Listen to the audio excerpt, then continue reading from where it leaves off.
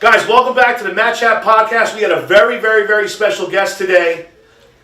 Matt Bessette, CES Featherweight champ, but now CES. And I was going to have you correct me on that, but I always mess up. I like CES better. It sounds badass. It's kind of smooth. Yeah, but it's a soft C. CES. Awesome. Look, you were I like very prolific too. How about the acronyms? Exactly. Now, UFC fighter Matt Bessette. Again, congratulations. Nice to see a homegrown guy doing the right things. Most importantly, and I think that I've had the honor and the pleasure to be with him on the journey partially, and it's been great to watch you grow and become what you've become, and continue to become. Now you're at the top of the food chain in mixed martial arts, and give the viewers out there, from beginning to now, the best that you can do it in. Obviously, people want to hear about the meat and potatoes of it, and obviously the local people, we kind of know the story. But for the people and the fans out there that we're reaching out, let them hear about it because they're going to see you. You're fighting when? When's that? July 6th. July 6th. So when they see you fight in July, which is not too far off, they're going to say, hey man, I remember hearing all that stuff when I saw him on the Match Chat podcast. And let me tell you the part that I'm interested in. I'm interested in the behind-the-scenes stuff that nobody cares about, that nobody talks about. Everyone, the glory, you're the champion, you're great, and everybody sees your hand getting raised. I want to know what it takes to get to that point. Yeah, forget about you're the badass, you're in the UFC, I think that's awesome, congratulations. But I want to know if somebody out there really wants to take part in this journey like you have, what are they expecting? What's there for them? There's a blueprint. Exactly. But everybody fails to follow it. The blueprint is consistency, dedication, and will to just go. Stay the path no matter what. If you're losing, get back on the horse. But that's the blueprint. With anything, if you want to be successful with anything, then you have to stay with it. Stay with it, be consistent. Jiu-jitsu teaches you that you're going to lose. You're going to lose a lot before you get black belt. You're going to lose a lot. What do they say? You have to tap 10,000 times before you're black belt. Okay. Right? They don't say you have to succeed and do this, that, and the next thing. You have to fail. You have to fail over and over and over again. That's right. As soon as you can kind of take on that mindset, then everything gets easier. You take your losses as lessons. They say it just like in jiu-jitsu, you didn't lose today. You learned a lesson. Right? Sure. It's about all about adapting that mindset. If you can do that, everything becomes easier, and everything is just all about adding on to what you learned and experienced the day before, and being a better person, being a better athlete, and being a better competitor. And what was your background? I have an idea, I did some research on you, that's what I do. But tell everybody, what is your background? You weren't a wrestler, you were a soccer player, and then all of a sudden you started watching some UFC back in the day, you said, holy shit, this looks fun. Where'd you find your origins? Yeah, I played, ever since I was 2 years old, I played soccer, baseball, basketball. Played football a couple of years, but my thing was mainly soccer. I was just always into athletics. And competing. But that was the biggest thing. Even when I wasn't in sport, I was always at home. You find me an hour a day, maybe playing video games, and then the rest of the day just outside. My mom was calling for me, whistling, come home. If you're not home at this time, I'm gonna be so mad. So I was always gone, Sure. Kids these days, They know nothing about that. Of course not.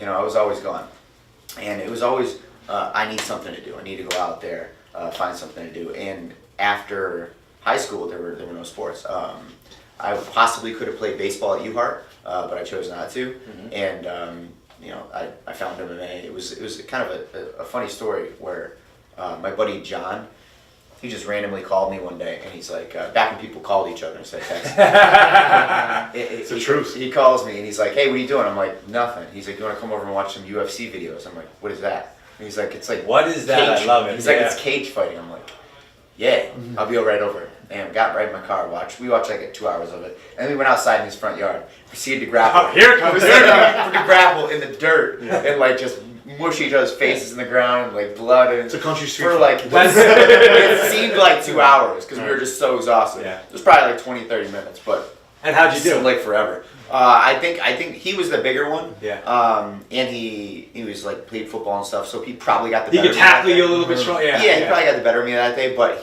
we both realized how tough the other one was that day. So awesome. But yeah, John was pretty much the one that was here. This is MMA. This is UFC. let's try to find a hole in the wall, and then it kind of Progress from there. I think one of my greatest observations about you is that you always run to the challenges. What I mean by that is you seem to run towards your weaknesses. Why not? Like, yeah, and that's really what we're talking about here. But I know for a fact, I mean, you were, correct me if I'm wrong, but I know you pretty well. I know you were traveling all the way to Rhode Island for judo. You were going here. I mean, he doesn't care. He's going to go where he has to go. Even if his game is lacking 2%, he goes and he's like, that's 2% too much. So he goes, do that. And I think it comes back to the circle, like, find those challenges and understand that iron sharpens iron. You know what I mean? So you may be a piece of iron, but you need to be a sharper piece of iron because you need that 2% of judo. Expand on that a little bit. it's hard for people to adapt that into their mindset for Right. game. Like you Too comfortable. have to find comfort in the uncomfortable, and you have to be okay with that. My mantras. That's And it. it's you can't tell people to do this. They have to want to do it. I've said this over and over and over again, but people are like, no, I don't want to be uncomfortable. I want to stay in my zone where I'm comfortable and where I'm The strong one, Yeah, sure. yeah. Big fish in a small pond. Exactly, and they're okay with that. They're okay with that, which is fine, completely fine. But if you want to elevate your game, if you want to be better than you were the day before, and you don't care how you get there, if losing is going to make you better in the long run, Why not lose? then get there. I'm 22-8, but like those 8 losses, they're all close fights. They're all Okay, they against are. really, really good competition, and I'm at where I'm at because I took those hard fights. I've had 30 fights, and it took me 30 fights to get to the UFC, but Right. I'm here, and I'm totally cool with that. So when people say, "What's your record?" I go 22-8. They're like, "That's really good. That's really good." And I'm like, "Yeah, look at other people in the UFC," and they're like, "And you're in the UFC. Clearly, he's doing something right." 100%, absolutely. Exactly. Now watch this. You're wearing that shirt. I don't care what it is. You're clearly doing something. That's what- It don't matter if you're 22-8 or what you are. Exactly. You have that shirt on. You're at the pinnacle of success in MMA. Yeah. And congratulations. That's awesome. He brings up a good point. Like, you take this past weekend's pay-per-view, which I watched. What are your feelings on, like, here you are, you went to the school of hard knocks, you made your bones, you went 30 fights to get in the UFC, won championships and other promotions, and then CM Punk comes along, he's making $500,000 when he, obviously, and I mean this in no disrespect to Right. him, he's a great entertainer, had no business being there, and then Dana White being even more upset with the gentleman that fought him because he didn't finish him. And then Yeah. subsequently fires him because he didn't like the fact that he, there was a lot of trash talking. Yeah. That aside, what are your thoughts on that? I When you mean, bring the in- showmanship is one thing, but like, it's Wait, once you get in the cage, the showmanship but ends. more, and now more important than that, you gotta like the fight. the process. Like, look at your process compared to this guy. Okay, he put butts in the bucket in wrestling, but he kind of compromised the journey. Yeah, no, You know? completely agree.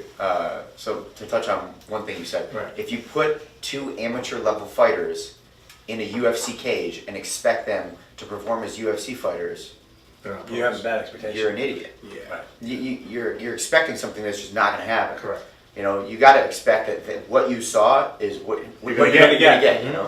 But when CM Punk signed with the UFC, you better believe I was like, Of course you were. How could you not be? my God. Give me a contract. I can talk shit. You are pretty good at it. Yeah, I mean, It's just still come on. like it's still like now that I'm in the UFC, it doesn't upset me anymore Because you're there. because I'm there. But like a year or two ago, it definitely Heck was yeah. like, But now here's the thing. It showed. So whether it's upsetting people or not, once they close the cage, you're not talking behind your Well, I words think to his anymore. point, he Yeah. made the best point of it all. Is like, he kind of knew what was going to happen. Yeah. exactly. You have to I mean, expect what'd you that. expect? I mean, now you're calling for the guy's retirement. He should have never started. I mean, come on. It's one of those things. So I just think in general, looking at the fight game, and I'm talking across the board, I don't care if it's boxing, MMA, kickboxing, it seems like this one negative aspect seems to peek its ugly head into the combat sport for the sake of money. And Business. I understand business, but like, it devalues what you're doing because, Especially the hard workers. yeah, and the talented guys. I Yeah. mean, the talented, hard-working guys. I mean, not for anything. That card you got, Yoel Romero was like this stud Olympic medalist, and you got this guy. CM Punk. Yeah, Mike like, Johnson. exactly. Yeah, no, I mean it's always going to be a part of the show. And when I say show, I mean it's entertainment. Correct. It's There it you is. got it's all entertainment. They're selling seats. Yeah, they are. They have to. And like I know I know my place. My goal at home is to be better every day and be a better fighter. But when I get in the cage, I'm going, time for a show.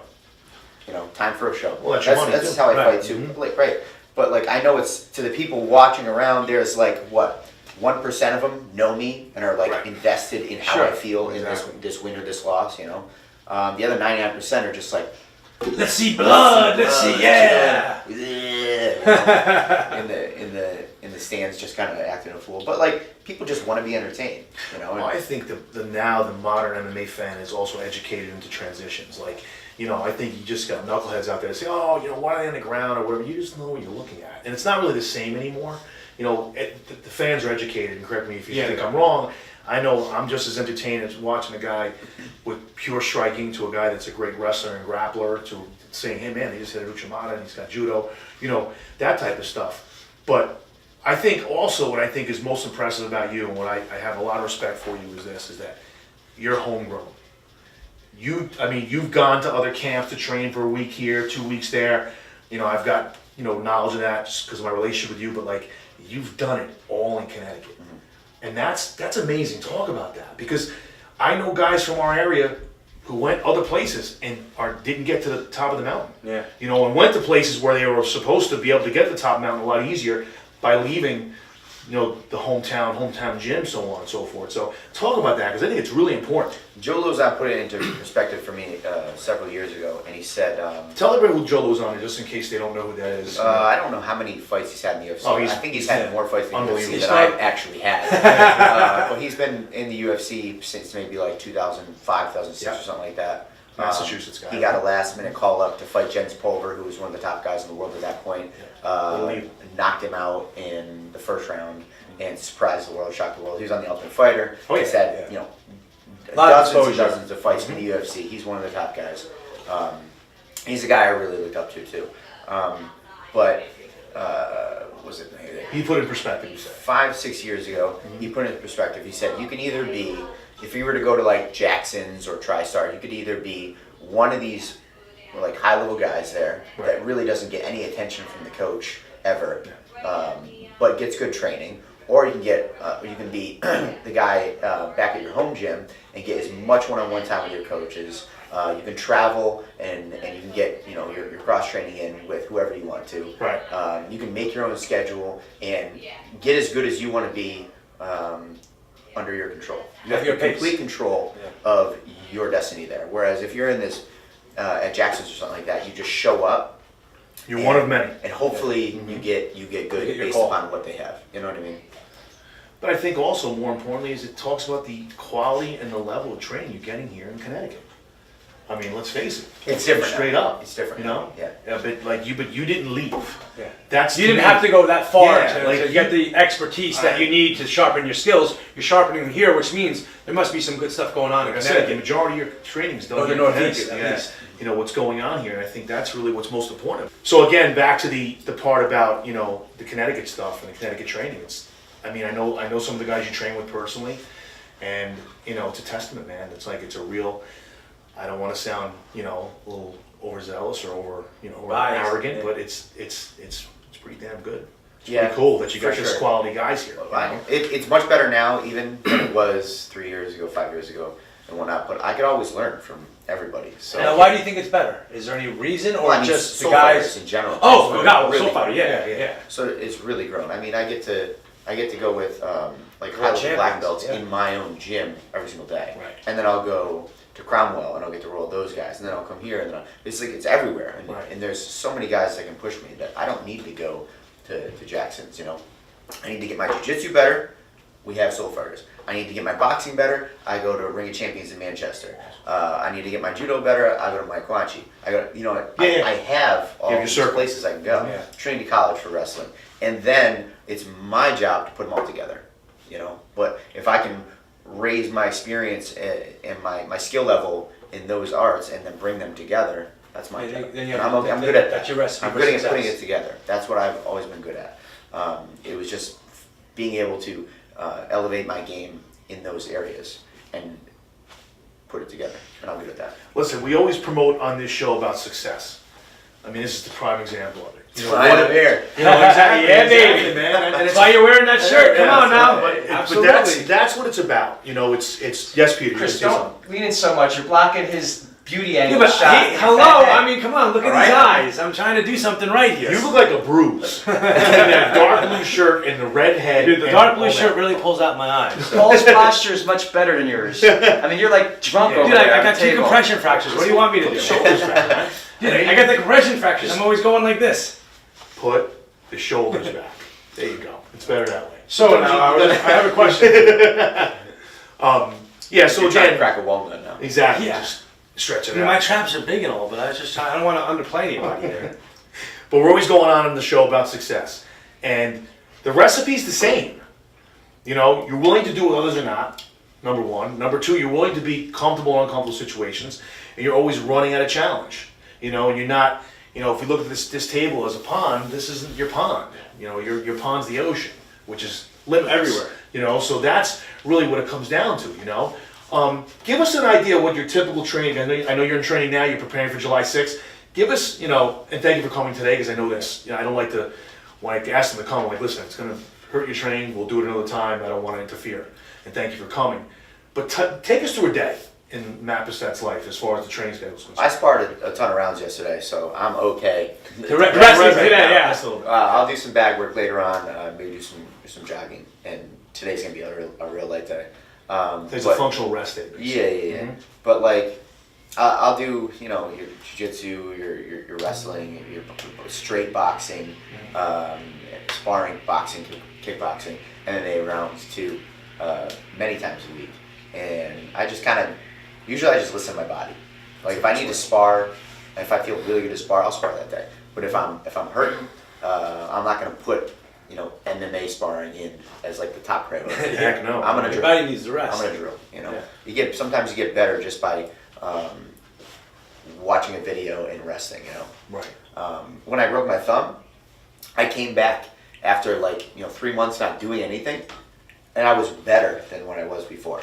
The I'm rest. like, what the hell? Yeah. That doesn't make any sense. Yeah. Why is my pressure so much better? Why are my transitions better? Why am I? And I'm like, oh yeah, I let my brain get a damn rest. Exactly. Because I was overthinking everything. Heck yeah. you know? You just went on reaction and innate ability at that point. Yeah. Where your body knows how to do it. But I pretty much train. The only day I really take off is Sunday. It's a family day. The other days I'll get in. I respect that. Morning and night, and mix it up. And again, it's about if I feel like if I got a ton of energy and I have 3 hours to do something, I'll be like, and there's nobody around, I'll go hit the bag. I'll work on my power. Or I'll just shadow box, work on my footwork, work on my movement, and that's it. And I just obviously, kinda listen to my the body. diet right now is important because you don't want to you've always made weight, and you always look good after you made weight. So you're in a process now where you're just slowly. Yeah, right now it's completely different. Like my Yeah. training is changed up a little bit, and I'm primarily focusing on diet and really dialing in timing and feeling good and confident in certain areas. Right. When you really hit the diet hard, how far out? Hard. Well, I usually go from 168 down to 158 over 5 weeks. So I use 2 pounds each week, gradually. That's nice. That's Just easy. It's not so nutrition, bad. Yeah. I'm just paying attention to my diet. That's it. So I go from 168 to 158, and then I get to 155 on Monday of the week of the fight, and then I'll drop 9 pounds of water. And if you're always I sweat a ton, Sure. and everybody calls me Bessette. Yeah, That's good. I like that one. I like Everybody that calls me Sweat. Bessette. Exactly. If this is how big the mat is, right, and there's 30 people on the It's mat, running over them. and I'm not on the mat. If there's 30 people on the mat, maybe you get stuff here and there, whatever. Yeah. If it's just me and Russell, we're hitting mitts. There's sweat everywhere. Everywhere. That's everywhere. Everywhere. So that makes it easy for you. Russell's then. got one of those Yeah. glasses with the Windshield wipers. windshield wipers on. It's like the visor you wore in tech class so you didn't get the sparks. Yeah. That type of stuff. The mask.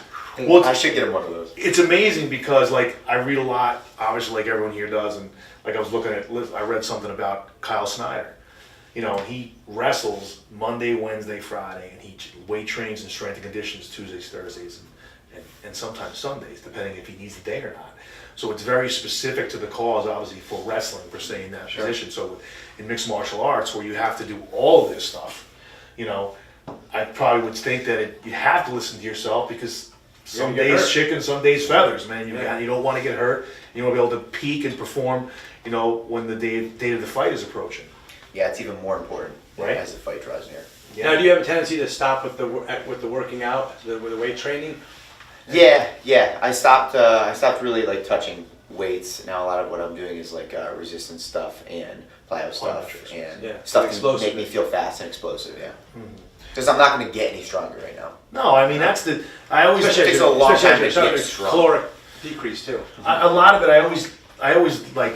I don't care what the athletic event is. I always tell people you're not getting any better the week before. No. I don't know why. It drives us crazy from the standpoint even like amateur wrestling. It's like we're gonna rest because it's just the way that sport is. But we're gonna practice. We're going hard. I watch with my daughter in competitive cheerleading, and the girls got hurt because they're flying into a place. They got them getting off the plane, going to a practice, and then going to another practice, and then practicing again before the competition next day. They're not getting any better. Right. You just made a girl hurt herself. There's not overtraining. There's stupid training though. Yes. You can still train, but do it like Smart. I can train by watching a video. Yeah, Training. right, So exactly. I'm taking my time. I'm getting some mental reps in. Or you could be tired, overworked, and grapple for 30 minutes straight and hurt yourself. That's You know, usually there's- when you get hurt. Exactly. That's usually when you Exactly. No, in yesterday training I had another PRP done on the left shoulder. So I had done Thursday and it wasn't as bad as my right. So by Sunday I'm feeling good again. So I said, let me just go lift some weights nice and light. Then yesterday was competition training. I went 7 rounds and the minute I cooled off, I stopped. I'm like, I'm done. For that, I'm like, not worth it. I know what's going to happen if I get back out there, but to your point, it's listening to your brain.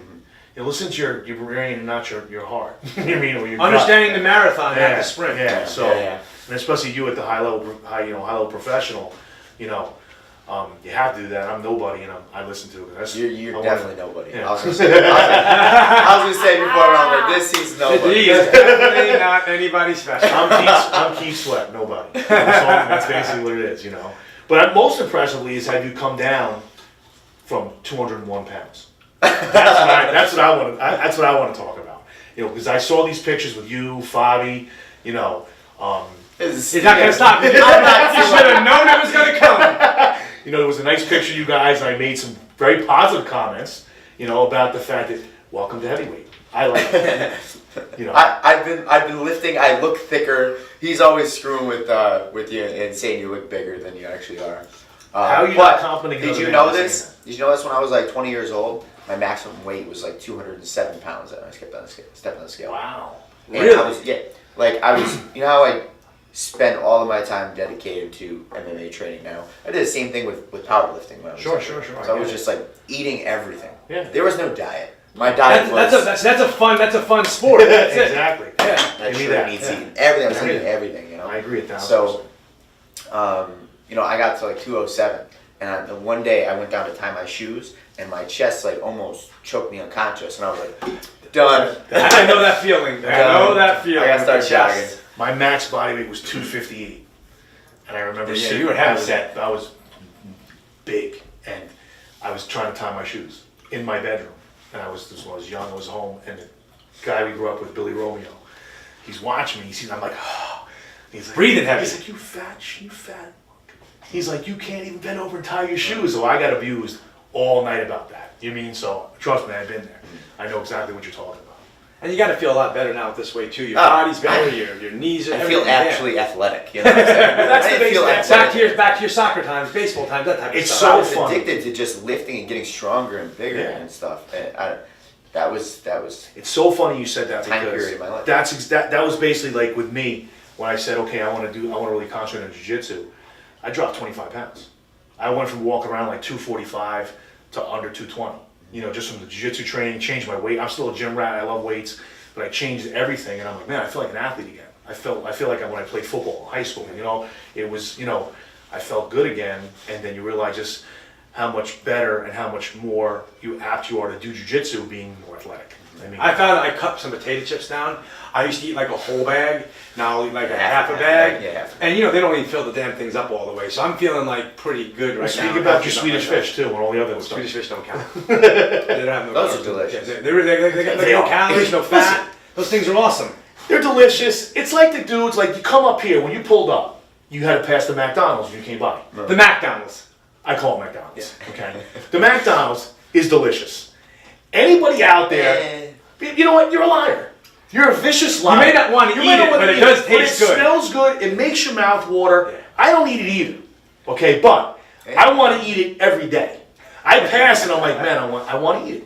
You know, but it's It's better than like McDonald's and Wendy's. It's not. I'm sorry, Burger King and Wendy's. But Oh, it's not, I like the flame grill. It's not. That flame grill at Burger King is You pretty like good. Burger King better than McDonald's? Yeah, I do. Get Yeah, out I of do. here. They're not the French fries. Get out of here. But I gotta be honest, those Whoppers, They the cheese. dry. No way. They put a little bit of mayonnaise on it.